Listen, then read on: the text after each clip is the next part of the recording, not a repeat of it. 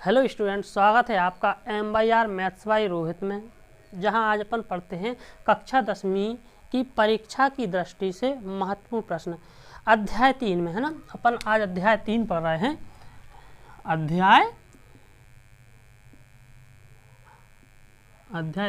अध्याय तीन क्या है हमारा? दो चरों वाले रैखिक समीकरण। इसके पहले अपन ने प्रतिस्थापन विधि से सवालों को हल करना सीख लिया है। आज अपन पढ़ते हैं विलोपन विधि से। हमें पढ़नी है क्या? विलोपन विधि। तो थोड़ा सा विलोपन विधि के बारे में अपन पढ़ लेते हैं कि विलोपन विधि वास्तव में है क्या। तो देखिए, जैसे कि नाम से पता चल रहा है विलोपन। विलोपन का मतलब यदि हम उसको तोड़ेंगे शब्द को तो होता है विलोप करना। क्या करना? विलोप करना। और विलोप का मतलब होता है गायब कर देना। तो हमें क्या करना है? गायब करना। अब किसको गायब करना है? सीधी सा चारों को ही करेंगे ना। तो हमें क्या करना है? हमारे पास हम कौन सा अध्याय पढ़ा? दो चरों वाले रैखिक समीकरण। इसका मतलब इसमें कितने? दो चर हैं। तो हम क्या करेंगे? एक चर को हमें गायब करना है। अब कैसे गायब करना है? हम जानते हैं कि गणित में गायब करने का मतलब है, उसमें गायब करना मतलब उसको हटाना है। कैसे हटाएंगे? अब हटते कब हैं? जब वो एक दूसरे से घट जाए, है ना। पहले समान बनाएंगे अपन। पहले हम चरों को क्या करेंगे? समान बनाएंगे, फिर उनको एक दूसरे से घटा देंगे, क्योंकि समान चर से घट जाएंगे, तो है ना। इस प्रकार हमारा एक चर खत्म हो जाएगा, एक चर बच जाएगा, है ना। तो एक चर का मान निकाल के अपन जो कहते हैं उसको मान रख के दूसरे चर का वही मान निकाल लेंगे, है ना। तो हमें क्या करना है? चरों को ख़त्म करना है। तो आइए देखिए क्या करते हैं अपन। विलोपन विधि पढ़ते हैं। क्या होता है विलोपन विधि में? एक सवाल लिखे ले रहे हैं अपन। सवाल है हमारा, सवाल लिख लेते हैं। 3x धन y बराबर 10, ये हमारा एक समीकरण। और दूसरा समीकरण है 2x धन 2y बराबर 12, ये हमारे पास दूसरा समीकरण। तो इसको हमें क्या करना है? विलोपन विधि से। तो देखो, विलोपन विधि में आपको किन किन बातों का ध्यान रखना, बड़े ध्यान से सुनिएगा। विलोपन विधि में हमें सबसे पहले क्या करना है? हम निश्चित करेंगे, हम अपना डिसाइड करेंगे कि हम किस चर को गायब करें। हम किस चर को गायब करें? जैसे हमने दिमाग लगाया कि हमें x को ख़त्म करना है कि y को ख़त्म करना है ना। तो हम पहले अपना चर निश्चित करेंगे कि हमें ख़त्म किसको करना है, मतलब उसको काट देना है। फिर हम क्या करेंगे? उस चर को समान बनाएंगे। जैसे हम देख पा रहे हैं इस चर में y को एक, हालांकि आप x को भी बराबर कर सकते हैं, लेकिन इसमें हम देख पा रहे हैं y को एक जैसा कर लें वो ज़्यादा बेटर रहेगा ना। तो हमने दिमाग लगाया कि इस सवाल में हम y को ख़त्म करेंगे। अब y को ख़त्म करने के लिए हमें क्या करना है? दोनों समीकरणों में y का जो गुणांक है वो समान होना चाहिए। हमारे कहने का मतलब है y का गुणांक है यहाँ पर 2y है और यहाँ पर 1y है। यदि आप इनको घटाओगे तो 2y में से 1y घट जाएगा और y बच जाएगा, मतलब y ख़त्म नहीं होगा, है ना। तो हमें इसमें y को ख़त्म करने के लिए हमें क्या करना है? दोनों समीकरणों में y वाली गुणांक को समान करना है। फिर हम गुणांक को समान करने के बाद क्या करेंगे? हम देखेंगे यदि दोनों के समान सेम है, जिस चर को, याद रखना, जिस चर को आप ख़त्म करना चाह रहे हो आपने उसको बराबर कर लिया, गुणांक बराबर कर लिए। फिर आप क्या करोगे? उसको देखोगे। आप जैसे y को ख़त्म करना चाह रहे हैं, जिस चर को आप ख़त्म करना चाह रहे हैं, यदि उसके चर समान, उसके चिन्ह, उसके जो चिन्ह हैं वो समान है, मतलब धन धन है या ऋण ऋण है, उसके दोनों के चिन्ह समान हैं, तो आप हमेशा क्या करना? घटाओगे। क्योंकि घटाने से होगा क्या कि एक समीकरण के चिन्ह बदल जाएंगे। क्योंकि आप ही बताओ कि जब घटेंगे कब? जब एक धन का हो एक ऋण का हो। हम जानते हैं घटते कब हैं? जब एक धन का हो एक ऋण का हो, तब घटते हैं। अब हमने देखा कि दोनों धन धन के हैं, दोनों ऋण ऋण के हैं। आप इनको जोड़ दोगे, जोड़ने से क्या होता है? चिन्ह नहीं बदलते, है ना। तो वो जुड़ जाएंगे। लेकिन अपन को क्या करेंगे? घटाने से एक समीकरण के चिन्ह बदल जाते हैं। तो एक ऋण का होगा, एक अगर दोनों धन धन के हैं, दोनों ऋण ऋण के, तो एक के चिन्ह बदल जाएंगे, तो एक ऋण का और एक धन का हो जाएगा। तो उससे क्या होंगे? वो कट जाएंगे। ठीक है, तो आइए देखते हैं इस सवाल में। तो हम देख पा रहे हैं सबसे पहले हम y को ख़त्म करना चाह रहे हैं ना। तो हम पहले y के गुणांकों को क्या करेंगे? समान करेंगे। यहाँ 2y है, यहाँ 1y है। तो हम क्या बोल दें कि समीकरण 1 में 2 से गुणा करने पर, समीकरण 1 में क्या कर दें? 2 से गुणा कर दें, क्योंकि 2 से गुणा करेंगे तो 2y हो जाएगा। 2 का गुणा कर दो समीकरण 1 में, 2 का यहाँ करेंगे तो 3 दूनी 6x, धन 2 का यहाँ करोगे तो 2 एकम, इसका गुणांक कुछ नहीं है, जब गुणांक कुछ नहीं होता तो वहाँ गुणांक क्या होता है, 1 होता है। तो y का गुणांक क्या है, 1। तो 2 का गुणा करेंगे तो 2y, और यहाँ पर 10 में गुणा करेंगे तो 10 दूनी 20। इसको बोलते समीकरण 3। जी हो गया हमारा समीकरण 3। तो समीकरण 1 से ही 3 बना, इसलिए आप इसको नहीं घटाना कि इसमें से इसको। अब हम देख पा रहे हैं हमने जो समीकरण 1 था उसमें जो चर था हमारा y हमने समान कर लिया। अब हमें 2 और 3 से करना है सवाल को।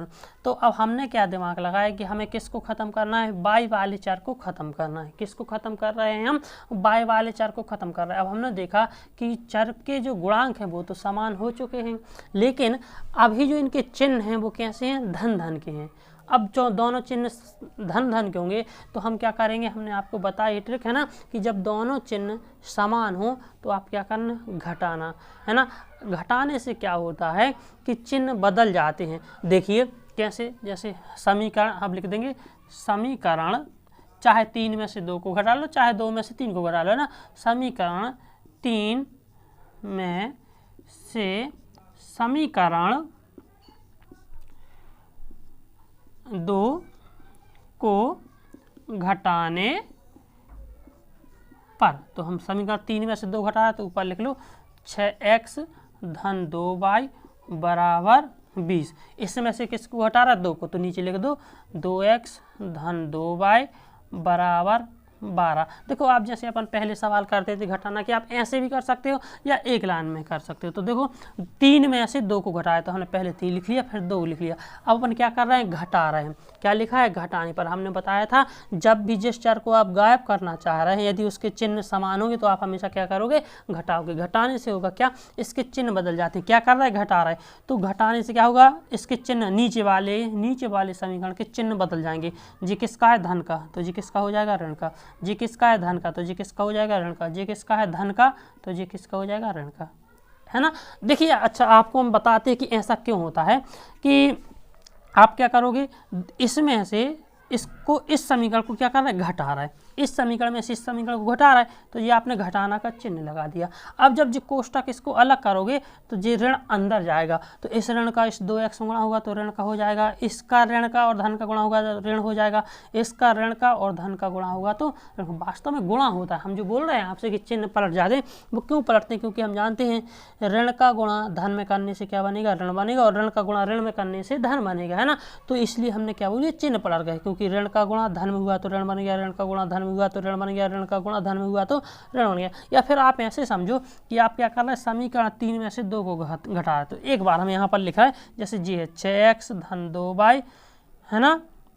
इस साइड का घटाने पर क्या होगा, इस साइड का इस साइड घटेगा, तो इस 3 में से क्या करना है, इसमें से जे घटेगा, इस साइड का इस साइड बराबर के इस ओर का इस ओर से घटेगा, उस ओर का उस ओर से। तो 3 में से 2 घटाया तो जे लिख लिया 3, इसमें जे घटा रहा है तो क्या लगा गए, ऋण का चिन्ह। जी क्या लगाया हमने, ऋण का चिन्ह, घटा रहा है। इसको लिखेंगे कोष्टक में, क्यों लिखेंगे, क्योंकि अब जे अंदर ऋण का गुणा होगा, है ना। तो जब ऐसा करोगे आप तो आप देखो कि 6x धन 2y, जी ऋण का अंदर गुणा होगा तो ऋण का इसमें गुणा होगा, तो जी ऋण का है, जी धन का है, ऋण और धन का गुणा होगा तो ऋण का 2x बना देगा, जी ऋण का है, जी धन का है तो ऋण का 2y बना देगा। तो देखो ऋण की होगा ना, तो वही तो हमने किया कि जी ऋण 2x है ना, वो ऋण का कर दिया, जी 2y है जो जी ऋण का हो गया, और बराबर के उस ओर भी क्या हो जाएगा, ऋण का हो जाएगा, है ना। तो क्या करते हैं कि घटाने पर हमने सीधी सी बात एक हम याद रखेंगे, आप बिल्कुल दिमाग में मत लगाओ, है ना प्रेशर मत दो, है ना। सीधी सी बात, आप नीचे वाले समीकरण के चिन्ह पलट देना, क्योंकि ऋण से गुणा होने पर चिन्ह पलट जाते हैं। तो ऋण से गुणा किया है तो चिन्ह पलट जाएंगे, धन का ऋण हो जाएगा, ऋण का धन, यहाँ पर धन धन थे तो सारे ऋण हो गए। अब बस घटा लो, 6x में से 2x गया, कितना बचा, 4x बचा। बड़ा 6x है कि 2x, 6x है ना, तो 6x बड़ा है ना, तो 6x धन का है तो धन का आएगा, क्योंकि अब इसका चिन्ह जो है जी धन का नहीं है, जी ऋण है। यहाँ पर देखो जी 2y किसका है, धन का, और जी 2y किसका है, धन नहीं है। अब इसका चिन्ह कौन हो गया है, जी चिन्ह इसका खत्म हो गया, इसका चिन्ह कौन कहलाएगा, जी तो जी 2y किसका है, धन का, जी किसका है, ऋण का, तो जी एक दूसरे से कट जाएंगे, बराबर 20 में से 12 जाएंगे तो क्या बचेंगे, 8। आप ऐसे भी कर सकते हो या फिर एक लाइन में लिख के सीधा भी कर सकते हो, आपकी इच्छा। तो 4x बराबर क्या आ गया आपके पास, 4x बराबर हो गया हमारे पास 8, तो x बराबर क्या हो जाएगा, 8/4 काटेंगे तो 4 दूनी 8। तो x का मान आ गया हमारे पास 2। x का मान उठा के आप किसी भी समीकरण में आप स्वतंत्र हो, 1 में रखो, 2 में रखो, 3 में रखो, x का मान आप उठा के कहीं भी रख दो, आपका y का मान आ जाएगा। तो x का मान चलिए हम 2 में रख देते हैं ना, किसी में भी रख दो। चलो x का मान समीकरण 2 में रखने पर, तो x का मान हम इसमें समीकरण 2 में रख देते हैं। क्या है 2, समीकरण क्या है 2x और 2x, x क्या है इसका गुणांक है, 2 क्या है x का गुणांक है, मतलब 2x के गुणा में, तो 2 और x का मान 2 रखोगे तो जी गुणा में आएगा, x की जगह क्या रखेंगे 2, तो 2 गुणा में आ जाएगा। धन 2y बराबर 12, तो 2 दूनी 4 धन 2y बराबर 12, तो जी 2y है ना जी y जी, इस साइड 4 प्लस का उस साइड जाएगा तो माइनस का 4, तो 2y बराबर 12 में से 4 गया क्या बचेगा 8, तो y बराबर 8/2, तो 2 चौके 8, तो y बराबर क्या आ जाएगा हमारे पास 4। जब हमने x का मान, तो हमारे पास क्या आया x बराबर 2 और y बराबर 4 जी रहे हमारे क्या विलोपन विधि से हमने सवाल को हल किया और दोनों चरों के x और y के मान रहे। समझ पाए होगे आशा करते हैं ना। यदि डाउट हो तो कमेंट बॉक्स में बताना। चलिए नेक्स्ट सवाल करते हैं हम इबारत वाला, है ना, तो जो बहुत इम्पोर्टेंट सवाल है हमारा, एक बार करते हैं। देखिए सवाल है कि 2 अंकों की संख्या, नेक्स्ट सवाल इसको मिटाते हैं।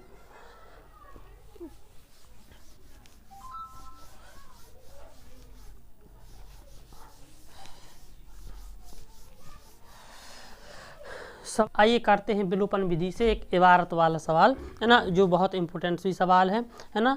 सवाल है कि 2 अंकों की एक संख्या, 2 अंकों की एक संख्या के अंकों, सवाल आपको ऊपर दिख रहा होगा कि 2 अंकों की एक संख्या के अंकों का योग कितना है 9 है, और इस संख्या का 9 गुना इस संख्या के अंकों को पलटने से बनी संख्या के 2 गुने के बराबर। देखो इस सवाल को हल करने से पहले अपन थोड़ा सा समझते हैं इसके बारे में कि सवाल क्या है और करने कैसा है।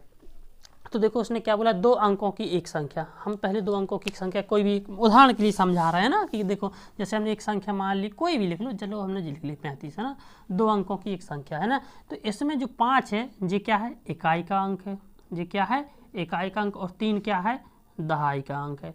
तो देखो जी संख्या बनी कैसे, हम कह सकते हैं, आपने कक्षा 6वीं 7वीं में पढ़ा होगा विस्तारित रूप, है ना, हमने संख्याओं के विस्तारित रूप पढ़े हैं। तो देखो जी संख्या बनी कैसे कि जो 5 है ना, जो 5 है वो क्या है इकाई का अंक, तो 5 में इकाई के अंक में 1 से गुणा कर देते हैं, और 3 क्या है दहाई का अंक, तो दहाई के अंक में 10 से गुणा कर देते हैं और इनको जोड़ दें। तो देखो क्या होगा 10 तिया 30 धन 5 एकम 5। इसका मतलब हम कह सकते हैं कि 35 कैसे बनी है 30 धन 5 से, मतलब 5 इकाई का अंक है तो इकाई में 1 से गुणा, और 3 दहाई का अंक है तो 10 से गुणा, तो संख्या क्या है 30 धन 5 ऐसी बने होगी ना, कि इकाई के अंक में 1 से गुणा और दहाई के अंक में 10 से गुणा, और गुणा करके हम क्या करेंगे इकाई के अंक में 1 से गुणा और दहाई के अंक में 10 से गुणा करके उनको जोड़ देंगे। तो दहाई का अंक क्या था 3, तो 3 में 10 का गुणा हुआ तो 30 हो गया, और या फिर हम ये भी लिख सकते हैं कि जे इकाई का अंक ना करें ना, तो क्या हो गया दहाई के अंक, सीधी सी बात आप इतनी समझ जाओ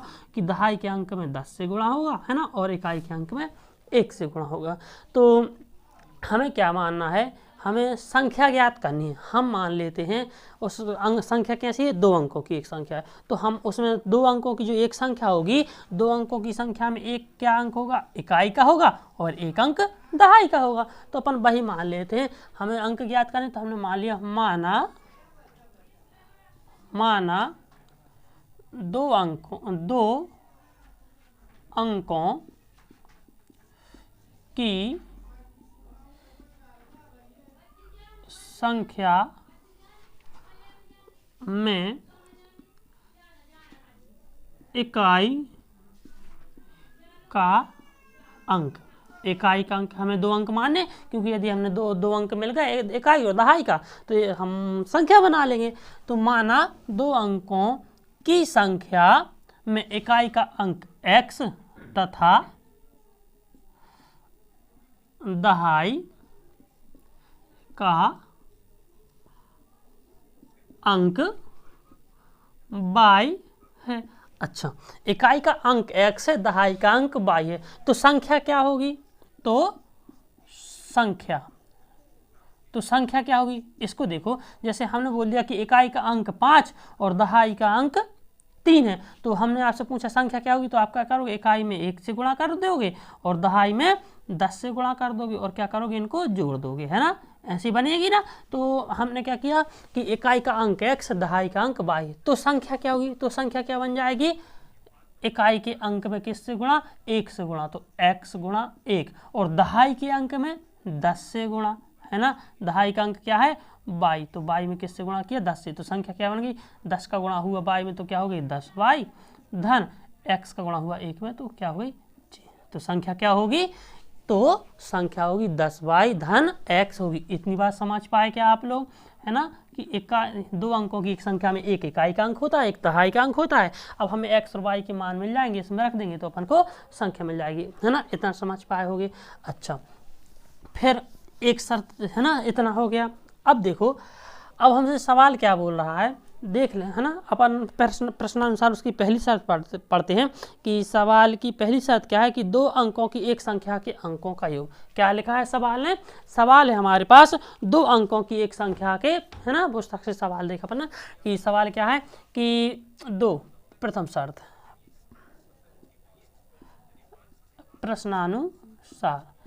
प्रश्नानुसार पहली शर्त या प्रथम शर्त भी बोल सकते हैं।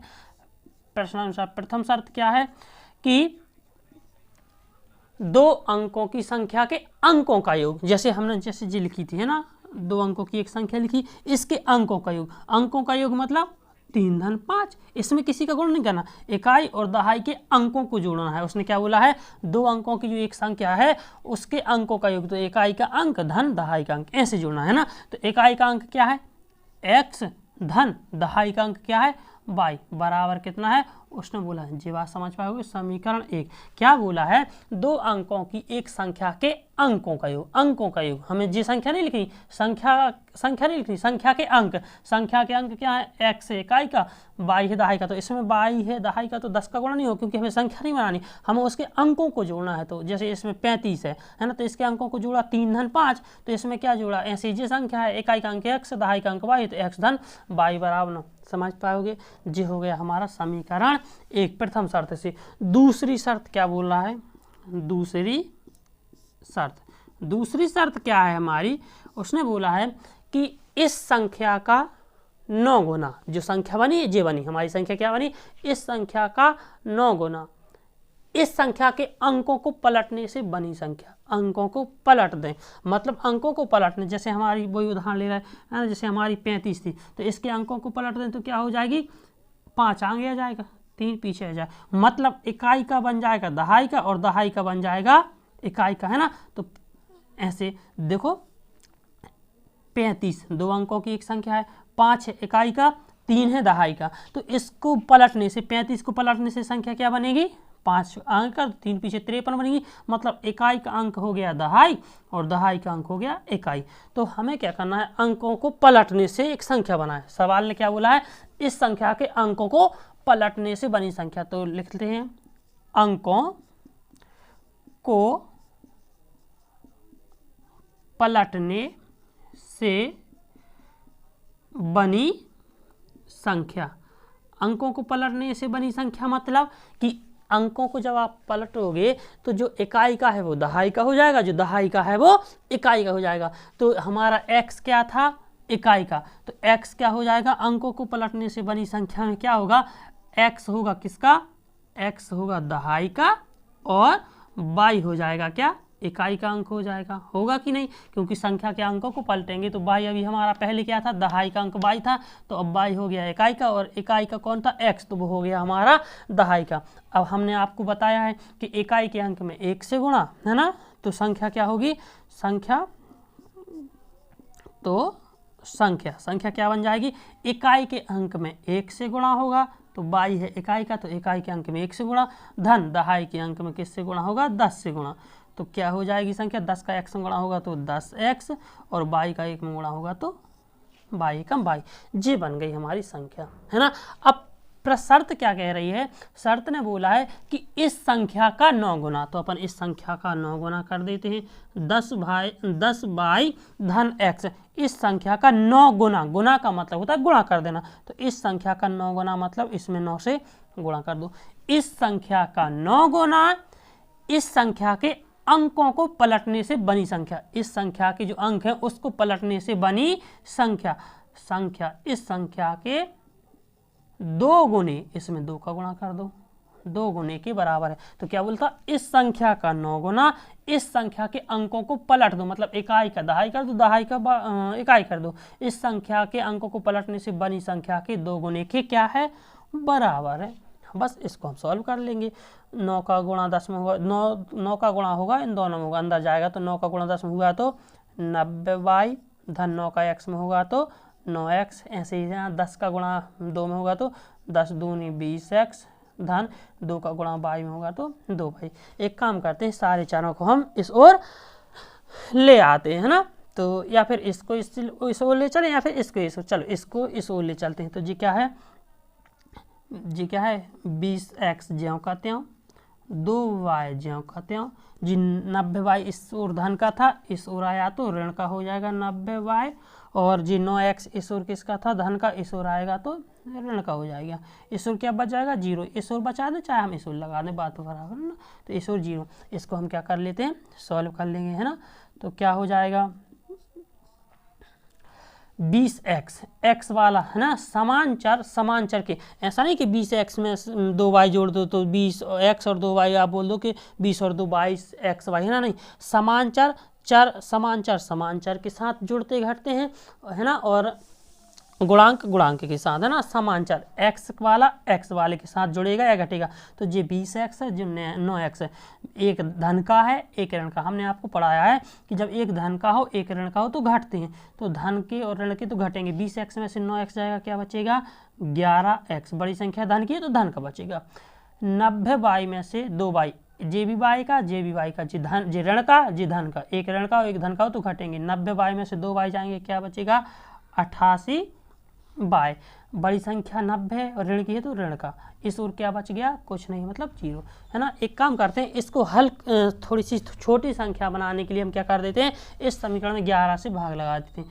11 से भाग, आप नहीं भी करोगे तब भी कोई दिक्कत नहीं, भाग नहीं लगाओगे तब भी उत्तर आएगा, लेकिन छोटी बनाने के लिए हम इसमें भाग लगा देते हैं। 11 से भाग करने पर, हमने इसमें 11 से भाग कर दिया तो क्या होगा, 11 के इसमें भाग लगाएं तो 11 एकम 11, 11 से 11 कट जाएगा, क्या बचेगा, 1, इसमें लगाएं तो 11 8 है 88, 8 बाय बराबर क्या हो गया, 0। इसको हमने समीकरण 1 बोला था, इसको बोल दें समीकरण 2। अब क्या करते हैं, इसको विलोपन विधि से हल कर देते हैं। विलोपन विधि से हमने आपको सिखाया, विलोपन विधि से हल करने के लिए क्या करते हैं हम, कि चरों को समान, जिस चर को आपको गायब करना है हम उस चर को क्या करेंगे, समान बनाएंगे। तो देखो हम इसमें क्या करेंगे, x को गायब करेंगे। अब बोलोगे सर x को गायब क्यों करेंगे, क्योंकि x को गायब करने से जो होगा कि आपको समान बनाने की आवश्यकता नहीं होगी, क्योंकि यहाँ पर भी एक x है यहाँ पर भी एक x है ना, तो अपन x को गायब करेंगे। अब देखते हैं, हम x को गायब करना चाह रहे हैं लेकिन दोनों में x कैसा है, धन का। तो हमने बताया था जब दोनों समीकरणों में जिस चर को आप गायब करना चाह रहे हो उन दोनों समीकरणों में जिस चर को आप गायब करना चाह रहे हो यदि उनके चिन्ह समान होते हैं तो आपको क्या करना है, घटाना है। तो यहाँ x और x क्या है, समान चिन्ह है, दोनों धन के, तो हम क्या करेंगे, घटाएंगे। तो लिख लेते हैं, है ना, किसी में से भी किसी को घटा दो, एक में से 2 को घटा दो, चाहे 2 में से 1 को घटा दो। तो हम लिख ले रहे हैं समीकरण 1 में से समीकरण 2 को घटाने पर, और हमने घटाने पर आपको 2 प्रकार सिखाया। आप चाहो तो एक सीधी लाइन में भी घटा सकते हो, मतलब बराबर के इस ओर का इस ओर, बराबर के उस ओर का उस ओर घटेगा। तो पहले इसको लिख लो, ऋण करके इसको लिख लो, ऋण का अंदर गुणा होगा, है ना, तो उस विधि से या फिर ऊपर नीचे लिख के जैसे भी आपको करना हो। तो अपन नॉर्मली ऐसा कर लेते हैं ना, x धन y बराबर क्या है 9, इसमें से किसको घटा रहा है, इसको, तो जी क्या है, x ऋण 8y बराबर 0। हमने क्या बताया था, घटा रहे हो, क्या कर रहे हो, घटा रहे हो। तो जिसमें से समीकरण 1 में से 2 को घटा रहे हो तो 2 को घटा रहे, किसको घटा रहे, 2 को, मतलब जो नीचे लिखा, जिसको घटाओगे उसको नीचे लिखोगे, जिसमें से घटाओगे उसको ऊपर, जिसमें से घटाओगे उसको नीचे, जिसमें से घटाओगे उसको ऊपर और जिसको घटाओगे उसको नीचे। तो 2 को घटा रहे हैं तो 2 हमने नीचे लिखा, और घटा रहे हैं, क्या कर रहे हैं, घटा रहे हैं। तो घटाने पर क्या होगा, चिन्ह बदल जाएगा। जी x धन का है तो किसका हो जाएगा, ऋण का, और जी किसका है, ऋण का है तो जी धन का हो जाएगा, और जी 0 किसका, धन का। 0 का धन ऋण से कोई मतलब नहीं, फिर भी लगाना चाहो तो ऋण लगा दो। समझ पाए हो, या फिर नहीं भी लगाओगे तब भी वो ज्यों कहते हैं रहेगा, चाहे जोड़ें, चलो ऋण लगा देते हैं। तो देखो x जी किसका है, धन का। हमने ऐसे क्यों किया है, क्योंकि गायब करने के लिए जी जरूरी है कि एक धन का हो एक ऋण का हो। तो देखो जी धन का है, जी ऋण का है, तो एक धन का और एक ऋण का क्या होता है, कट जाता है। x में से x गया, खत्म, x है ना। अब जी देखो जे वाई किसका है, धन का, और जे 8y किसका है, जी ऋण का नहीं, जे भी धन का है, क्योंकि अब इसके चिन्ह जे काम करेगा, ना कि जे वाई भी धन का, जे 8y भी धन का। 1y और 8y दोनों जुड़ेंगे तो 8 और 1 कितने हो गए, 9y। जी 8y जी 1y है, यहाँ पर कुछ नहीं लिखा होता, मतलब 1 है, तो 1y और 8y कितने हो गए, 9y बराबर 9 में से शून्य गया, क्या आया, 9। तो y बराबर जी 9 इस साइड गुणा में है, इस ओर आएगा तो 9/9, तो 9 एकम 9, तो y बराबर क्या आ जाएगा हमारे पास, 1 आ जाएगा। y का मान क्या है हमारे पास, 1। जे उठा के आप कहीं भी रख दो, इसमें रख दो, है ना। y का मान समीकरण 1 में रखने पर, y का मान समीकरण 1 में रख दो, क्या है समीकरण 1, x धन y, और y का मान कितना रखना, 1 बराबर 9। जी 1 इस ओर धन का है, उस ओर जाएगा तो किसका हो जाएगा, ऋण का। तो x बराबर क्या आ जाएगा, 9 में से 1 गया तो 8। तो x बराबर है आपके पास 8 और y बराबर है क्या, 1। तो हमें क्या बनानी है, संख्या बनानी है। तो हमारा माना 2 अंकों की एक संख्या के अंकों में इकाई का अंक क्या था, x। तो संख्या क्या बनी थी, इकाई का अंक x था, दहाई का अंक y था, तो संख्या क्या बनी थी, 10x धन y। तो संख्या इसी में अपन मान रख के संख्या बना लेंगे। तो संख्या क्या होगी, इसमें मान रख दो, जे थी, है ना, संख्या क्या थी, 10 गुणा y का मान कितना है, 1, तो 1 कर देंगे, धन x का मान कितना है, 8, तो रख देंगे। तो क्या हो जाएगी, 10 एकम 10 धन 8, तो 10 और 8 18, तो संख्या क्या बन गई हमारी, संख्या क्या हो जाएगी, 18। जी हमारा उत्तर हो जाएगा कि वो संख्या क्या है, 18 है जो इससे बनेगी। आप अगला सवाल है हमारा कि सवाल है, 5 वर्ष पूर्व नूरी की आयु सोनू की आयु की 3 गुनी थी। 10 वर्ष पश्चात नूरी की आयु सोनू की आयु की 2 गुनी हो जाएगी। नूरी और सोनू की आयु ज्ञात कीजिए। आपको सवाल ऊपर दिख रहा होगा, है ना। देखो हमें इसमें आयु वाला अपन एक सवाल और कर चुके हैं, जैकब वाला, इसमें एक और कर लेते हैं ना। तो सवाल क्या है, हमें देखो हमें ज्ञात क्या करना है, हमें नूरी और सोनू की आयु ज्ञात करना है। तो हमने आपको उस सवाल में बताया था कि हमें क्या करना है, जिसकी आयु ज्ञात करना है हम उसकी वर्तमान आयु को मान लेंगे, है ना। हम जो हमें ज्ञात करना है, हमें क्या ज्ञात करना है, आयु ज्ञात करनी, तो हम आयु को मान लेंगे, है ना। और हम मानेंगे क्या, दोनों की वर्तमान आयु मानेंगे। तो क्या है सवाल कि नूरी और सोनू की आयु ज्ञात कीजिए। तो हम वही लिख लेते हैं, माना, और हमेशा आपको क्या करना है कि वर्तमान आयु ज्ञात करना है। माना नूरी की वर्तमान आयु x तथा सोनू की वर्तमान आयु, आपको क्या करना है, वर्तमान ही माना। सोनू की वर्तमान आयु y वर्ष है, सोनू की x वर्ष तथा नूरी की x वर्ष तथा सोनू की वर्तमान आयु y वर्ष है ना। हमने वही जो हमें ज्ञात करना है, हमने वही मान ली, और वर्तमान की। सवाल है 5 वर्ष पूर्व। तो सबसे पहले देखो, अगर हम 5 वर्ष पूर्व मतलब पहले की आयु, 5 साल पहले की आयु निकालेंगे, यदि हम नूरी की निकालेंगे तो ऐसा थोड़ी है कि सोनू की आयु वही रहे, क्योंकि जब समय घटेगा या बढ़ेगा, है ना, तो सबके लिए घटेगा बढ़ेगा, चाहे सोनू सोता रहे, चाहे खाता रहे, पीता रहे, कुछ भी करता रहे, लेकिन उम्र तो घटेगी बढ़ेगी, है ना। तो लिख लेते हैं 5 वर्ष पूर्व, है ना, प्रश्नानुसार, प्रश्नानुसार मतलब प्रश्न के अनुसार, है ना, 5 वर्ष पूर्व। प्रथम शर्त है ना, प्रथम शर्त क्या है उसकी, प्रथम शर्त क्या है कि 5 वर्ष पूर्व, 5 वर्ष पूर्व, 5 वर्ष पूर्व क्या, दोनों की आयु, दोनों की आयु, किस किस की, नूरी की और सोनू की। तो सबसे पहले लिख लेते हैं नूरी, 5 वर्ष पूर्व नूरी की आयु, 5 वर्ष पूर्व। नूरी अभी कितने साल की है, x साल की, मतलब नूरी की आयु अभी क्या है, x वर्ष। तो 5 साल पहले कितनी रहेगी, जैसे कोई बच्चा अभी 10 वर्ष का है तो 5 साल पहले कितने का रहा होगा, 10 - 5। कोई बच्चा अभी जैसे 15 वर्ष का है तो 5 साल पहले 15 - 5, अपन उसमें से 5 साल घटा देंगे। तो नूरी अभी x वर्ष की है तो 5 साल पहले 5 घटा देंगे, है ना। और सोनू ऐसे ही, सोनू की आयु क्या हो जाएगी, घटा दो, अभी 22 वर्ष का है, 5 घटा दो तो क्या हो जाएगी 22 - 5, ठीक है। अब उसने क्या बोला है, शर्त है हमारी, सवाल क्या बोला कि 5 वर्ष पूर्व नूरी की आयु सोनू की आयु की 3 गुनी थी। 5 वर्ष पूर्व जो नूरी की आयु है सोनू की आयु की 3 गुनी थी। तो नूरी की आयु क्या है, x - 5 और सोनू की आयु क्या है, y - 5। देखो उसने क्या बोला है, जो नूरी की आयु की थी वो सोनू की आयु की 3 गुनी थी। हमने बताया था जब भी 3 गुना सवाल में आए, गुना, तो जितने गुना है आपको उसका गुणा कर देना। तो 3 गुना है तो हमें 3 का गुणा करना है। अब बात आती है कि नूरी की आयु में 3 का गुणा करना है कि सोनू की आयु में 3 का गुणा करना है। तो उसने क्या बोला, जो नूरी की आयु है वह सोनू की आयु की 3 गुने के बराबर है। तो किसकी, नूरी की आयु सोनू की आयु की 3 गुने, तो 3 का गुणा सोनू की में कर दिया तो किसके बराबर है, इसके क्या है, नूरी की आयु सोनू की आयु के 3 गुने के बराबर है। इसको समीकरण को हल कर लेंगे, x ऋण 5 बराबर 3 का गुणा होगा y में तो क्या आ जाएगा 3y, ऋण 3 का गुणा होगा 5 में तो 3 5 6 15 हो जाएगा, है ना। इसको सॉल्व कर लेते हैं, 4 एक साइड ले आते हैं, अचार एक साइड, तो जी x इसी साइड है, ये 3y इस ओर है, इस ओर आएगा तो ऋण का हो जाएगा, और ये 15 है ऋण का, ये उस ओर है उसी ओर रहने दो, जी 5 इस ओर किसका है, ऋण का है, इस ओर आएगा तो धन का हो जाएगा।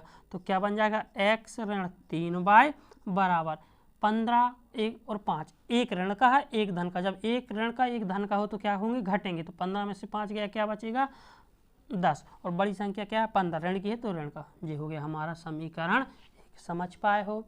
अच्छा, अब दूसरी शर्त पढ़ते हैं, है ना। एक तो ये हो गई, दूसरी शर्त देखते हैं। दूसरी शर्त क्या है, दूसरी शर्त है कि 10 वर्ष पश्चात नूरी की आयु सोनू की आयु, तो 10 वर्ष पश्चात ना, सबसे पहले हम जी लिख लेते हैं 10 वर्ष पश्चात। पश्चात का मतलब होता है बाद, जब भी पश्चात आए या बाद आए तो हमें क्या करना है, बाद। तो 10 वर्ष बाद फिर से निकालें, है ना। तो 10 वर्ष बाद या पश्चात दोनों की आयु देखते हैं क्या होगी। 10 वर्ष बाद किस किस की, नूरी की। 10 वर्ष बाद नूरी की आयु क्या होगी, नूरी की आयु, नूरी अभी कितनी वर्ष की है, x वर्ष की। तो 10 वर्ष बाद 10 साल जुड़ जाएंगे, है ना। जैसे कोई बच्चा अभी 15 साल का है, 10 वर्ष बाद 15 धन 10 मतलब 25, है ना। तो अभी नूरी x साल की है या x वर्ष की है, 10 वर्ष पश्चात तो 10 हम जोड़ देंगे तो x धन 10 वर्ष की हो गई ना, है ना। चलो, और सोनू की आयु क्या हो जाएगी, सोनू की आयु, सोनू अभी कितने वर्ष का है, 22 वर्ष का है। 10 वर्ष पश्चात मतलब 10 साल के बाद 10 साल इसमें जुड़ जाएंगे तो कितने का हो जाएगा, 22 धन 10 वर्ष का हो जाएगा। अब वो क्या बोल रहा है, 10 वर्ष पश्चात या बाद नूरी की आयु सोनू की आयु की 2 गुनी हो जाएगी। जो 10 वर्ष के बाद, अभी तो वो इतने का है, लेकिन 10 वर्ष के बाद, 10 वर्ष के बाद ये है, 10 वर्ष के बाद की जो आयु होगी, 10 वर्ष के बाद की जो आयु होगी नूरी की आयु, वह सोनू की आयु की कितनी हो जाएगी, 2 गुनी हो जाएगी। तो नूरी की आयु 10 वर्ष बाद कितनी है, x 10, और सोनू की आयु कितनी है, बाई धन 10। तो 10 वर्ष के पश्चात जो नूरी की आयु होगी, नूरी की आयु x धन 10 बाय सोनू की आयु, सोनू की आयु कितनी होगी बाई धन 10, इसके कैसे होगी 2 गुने के बराबर होगी। नूरी की आयु सोनू की आयु की 2 गुने के बराबर होगी। इसको अपन हल कर लेते हैं तो x धन 10 जी हम कहते हैं, इसका 2 का गुणा होगा बाय में तो क्या हो जाएगा 2 बाई धन 2 का गुणा होगा तो 10 दूनी 20। क्या करते हैं 4 को एक साइड कर लेते हैं और 4 को एक और कर लेते हैं। तो x ये 2 बाई धन का इस ओर आएगा तो ऋण का, और ये उस ओर 20 उसी ओर है तो उसी ओर रहेगा, कुछ नहीं करना। जो 10 धन का है उस ओर जाएगा तो ऋण का। तो क्या हो जाएगा x ऋण 2 बाय बराबर 20 में से 10 गया, क्या बच जाएगा 10। ये बन गया हमारे पास एक और समीकरण, समीकरण नंबर 2। अब देखो आपके पास 2 समीकरण हैं, तो देखो आप इन समीकरणों को किसी भी विधि से हल कर सकते हैं। हमने प्रतिस्थापन विधि पढ़ी थी, उससे भी हल कर सकते हो और विलोपन विधि से भी हल कर सकते हो। आपको इन दोनों समीकरणों को जिस विधि से हल करना है आप उस विधि से हल करके x और y दोनों के मान निकाल सकते हो, मतलब दोनों की आयु ज्ञात कर सकते हो। लेकिन यदि आपको सवाल परीक्षा में आएगा और आपसे बोलेगा कि प्रतिस्थापन विधि से हल कीजिए तो फिर आपको प्रतिस्थापन विधि से हल करना पड़ेगा, और यदि आएगा विलोपन विधि से हल कीजिए तो आपको विलोपन विधि से हल करना पड़ेगा। और यदि नहीं आता है लिखा स्पेशली कि किस विधि से हल करना है तो आप किसी भी विधि से हल कर सकते हो जो आपको सरल लगती है, चाहे प्रतिस्थापन से चाहे विलोपन से, है ना। तो हम इसमें विलोपन विधि से हल कर लेते हैं ना। तो विलोपन विधि से क्या करते हैं अपन, देखते हैं कि एक चर को गायब करना है। तो हम देखें कि किसको गायब करना है। हम देख पा रहे हैं कि यहाँ सिंगल x है, मतलब x का कोई गुणांक नहीं, x है, एक x है, यहाँ पर भी एक x है, तो हम इसी को गायब कर लेंगे। क्यों, इसको गायब करने से हमें किसी का संख्या का गुणा भाग नहीं करना पड़ेगा। तो हम समीकरण 1 और 2 में से x को ख़त्म कर देंगे। x को ख़त्म करने के लिए हमने देखा कि यहाँ भी x धन का है, यहाँ भी x धन का है। तो हम जानते हैं, क्या जानते हैं कि यदि जिस चर को हम ख़त्म करना चाह रहे हैं उसके चिन्ह समान है तो हम क्या कर देंगे, घटाएंगे। तो हम घटा देते हैं। तो क्या करते हैं, समीकरण 1 में से 2 को घटा लेते हैं, या 2 में से 1 को घटा लो, कुछ भी कर लो।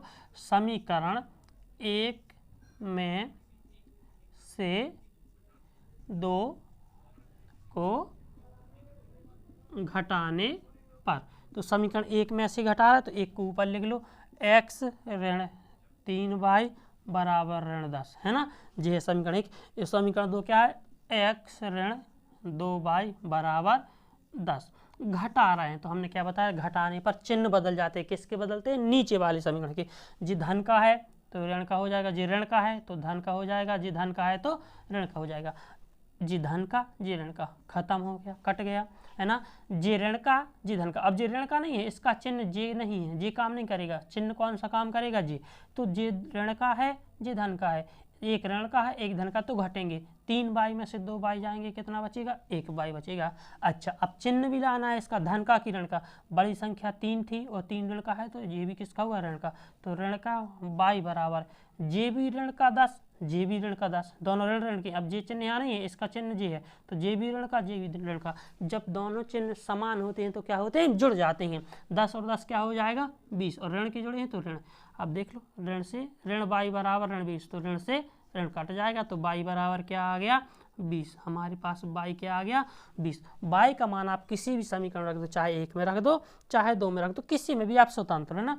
तो हम रख लेते हैं 2 में। बाई का मान समीकरण 2 में रखने पर, रख लो 2 में, क्या है, x ऋण 2 गुणा में क्या है बाई, और बाई का मान कितना है 20 बराबर 10, है ना। तो क्या हो जाएगा, x ऋण 20 दूनी 40, किसका, ऋण का, बराबर 10। जी 40 इस ओर ऋण का है उस ओर जाएगा, क्योंकि जी अचर संख्या है तो अचर अचर के पास जाएगा, अचर अचर के साथ जुड़ेगा, हटेगा, चर चर के पास।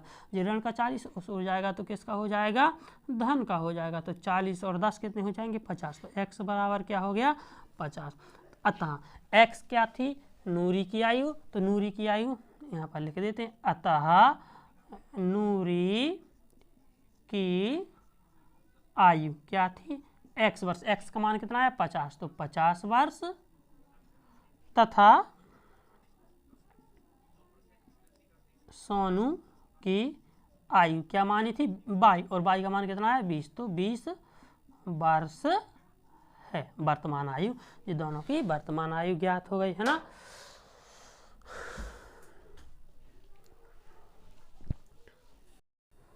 तो अगला सवाल है हमारा कि यदि हम एक भिन्न के अंश में एक जोड़ दें और हर में से एक घटा दें तो भिन्न एक में बदल जाती है, और यदि हम हर में एक जोड़ दें तो वह भिन्न 1/2 हो जाती है। वह भिन्न ज्ञात कीजिए। तो इस सवाल में हमें क्या ज्ञात करना है? भिन्न ज्ञात करनी है। आप जानते हो भिन्न क्या कहलाती है?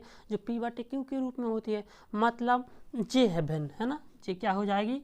जे कहलाती है भिन्न। P/Q, या हम एक संख्या लिख ली, चलो हटाओ, जैसे हमने जे लिख ली, जे क्या कहलाती है? भिन्न। तो भिन्न में जे संख्या क्या कहलाती है? अंश। भिन्न में क्या होगा? एक अंश होगा और एक हर होगा। तो यदि हमें अंश और हर ज्ञात हो जाएं तो हम भिन्न बता देंगे। यदि हमें किसी भी भिन्न का अंश और हर मिल जाए तो हम बता देंगे। जैसे किसी ने बोला कि एक भिन्न है, इसका अंश है 7 और हर है 9, तो भिन्न क्या होगी? अपन बोल देंगे 7/9, क्योंकि अंश बटे हर होती है। तो हमें वास्तव में क्या ज्ञात करना है? भिन्न ज्ञात करना है। भिन्न ज्ञात करना है मतलब हमें अंश और हर ज्ञात करना है। तो अपन वही जो हमें ज्ञात करना है हम मान लेते हैं, माना भिन्न का अंश x तथा हर y है ना। हमने क्या मान लिया? माना कि उस भिन्न का अंश, जो भिन्न हमें ज्ञात करनी है, माना भिन्न का अंश x तथा हर क्या है? y है। तो भिन्न क्या होगी? तो भिन्न क्या होगी? x/y होगी, है ना। तो भिन्न क्या हो जाएगी? x/y, क्योंकि अंश बटे हर होता है। ठीक है। अब चलिए अपन सवाल की शर्त पर चलते हैं ना। तो प्रश्न के अनुसार या प्रश्नानुसार प्रथम शर्त क्या है हमारी? प्रथम शर्त बोल रहा है कि एक भिन्न के अंश में एक जोड़ दिया जाए तथा हर में एक घटा दिया जाए तो भिन्न क्या हो जाती है? एक में बदल जाती है, मतलब एक हो जाती है। भिन्न क्या है हमारी? x/y। क्या बोल रहा है? यदि भिन्न के अंश में एक जोड़ दिया जाए, तो हमने एक जोड़ दिया, और हर में से एक घटा दिया जाए, तो ये घटा दिया, बराबर, तो भिन्न क्या हो जाती है? उसने बोला कि भिन्न एक हो जाती है, मतलब एक के बराबर हो जाएगी। बस हल कर देते हैं। ऊपर जाओ कहते हैं x धन 1, जो इस साइड किस में? बटे में। जो बटे में होता है उस ओर जब पक्षांतर होगा बराबर के उस ओर जाएगा तो किस में जाएगा? गुणा में। जी भाग में है तो इस ओर जाएगा तो गुणा में। तो किस में गुणा होगा? y-1 का गुणा किस में होगा? 1 में। तो 1 का गुणा, देखो इसका गुणा 1 में करेंगे। किसी भी संख्या का गुणा 1 में करने पर वही संख्या मिलती है, तो y-1 ही आ जाएगा। जिस भाग में था इस ओर आया तो गुणा में, इसका गुणा 1 में होगा तो ज्यों करते हैं। अब क्या करते हैं? चर एक तरफ कर लेते, अचर एक साइड कर लेते। तो x जी y किसका है? धन का, इस ओर आएगा तो ऋण का। उस ओर क्या बचा? ऋण का 1, जी धन का 1 है, इस ओर आएगा तो ये भी किसका हो जाएगा? ऋण का 1। तो x ऋण y बराबर क्या हो जाएगा? ऋण 1 दोनों ऋण के तो जुड़ जाएंगे, 1 और 1 2, किसके 2? ऋण के 2।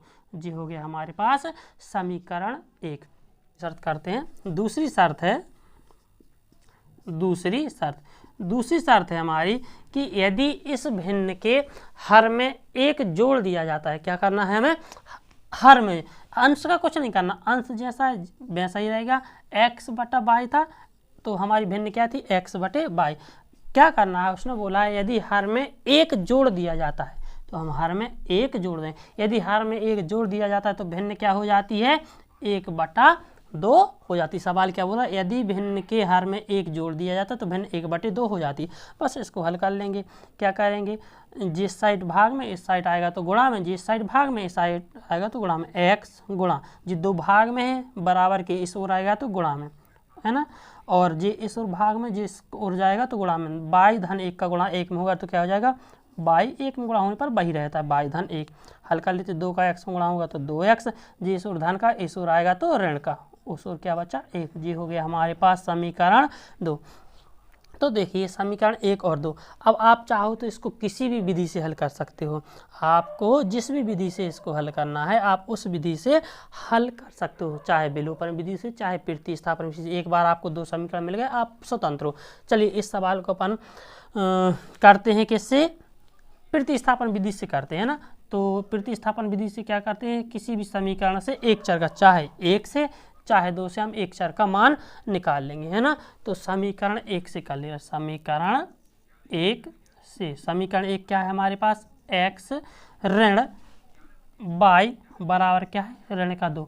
तो हम पक्षांतर कर देंगे, x जो ऋण का y है उस हो जाएगा तो किसका हो जाएगा, धन का। जी 2 कहीं नहीं जा रहा, वो ऋण का ही रहेगा, जे है धन ऋण का, इस हो आएगा तो धन का। इसको बोल देते हैं समीकरण 3। अब क्या करते हैं, समीकरण 3 से x का मान समीकरण 1 में रखने पर, समीकरण x का मान अपन क्या रख देंगे, समीकरण 1 में ना रखेंगे, क्योंकि 1 से तो अपन ने ये बनाया है ना, तो 1 से बनाएंगे तो 2 में रखेंगे, 2 से बनाएंगे तो 1 में रखेंगे। 1 से बनाया तो अपन किस में रखते हैं, 2 में रखते हैं, 2 में रखते हैं ना। तो 2 समीकरण क्या है हमारा, 2x ऋण y बराबर 1, इसमें रख देते हैं। तो देखो 2 ज्यों कहते हो जी x है, गुणा में है x, गुणा में क्या है x, तो गुणा x, x का मान क्या है जी, तो जी रख देते हैं क्या है, ऋण 2 धन y, है ना।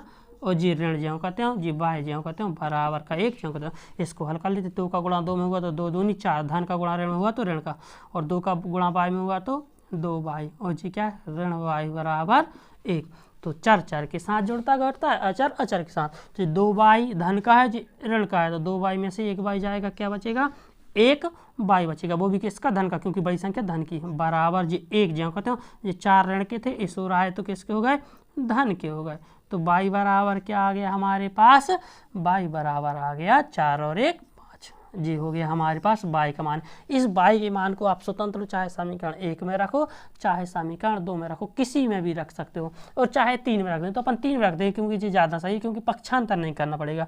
तो y का मान समीकरण किस में रख दें, 3 में रखने पर, रख दो समीकरण 3 में।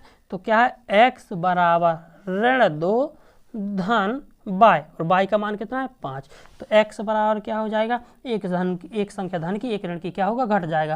तो 5 में से 2 गया 3, और बड़ी संख्या धन की तो धन का, तो x बराबर क्या आ गया 3। तो इस प्रकार हमारी भिन्न क्या हो जाएगी, तो भिन्न क्या होगी, भिन्न हमारी क्या थी, x बटा y थी, तो x का मान कितना है 3 और y का मान कितना है 5, तो 3 बटा 5 होगी, है ना जी। हमारा सवाल, थैंक यू।